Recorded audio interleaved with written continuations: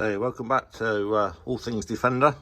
As I mentioned in my last video, removed the transfer box which was back there.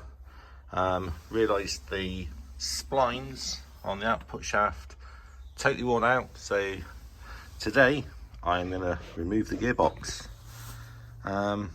Looks like I'm going to have to move this transmission tunnel cover there, and then hopefully under there I can get to the big bell casing, undo those bolts, and hopefully it should just slide out.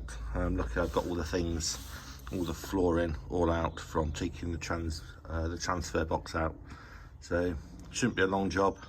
Pull that out and then see exactly what I need to do. Probably end up with a refurbished box, I think, looking at it, because car's 32 years old and I suspect that's the original gearbox, and probably inside it's totally worn out, so it's probably time for a new one.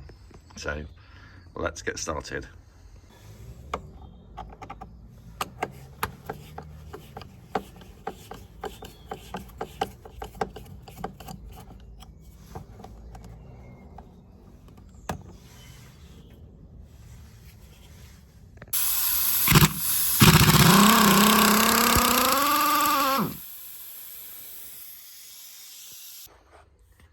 Alright, I've got all the nuts and bolts off the bell housing.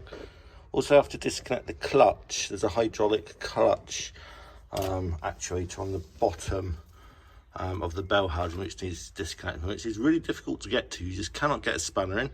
Tried to cut it, couldn't even cut it. Couldn't get a chainsaw, a knife or anything in there to cut it.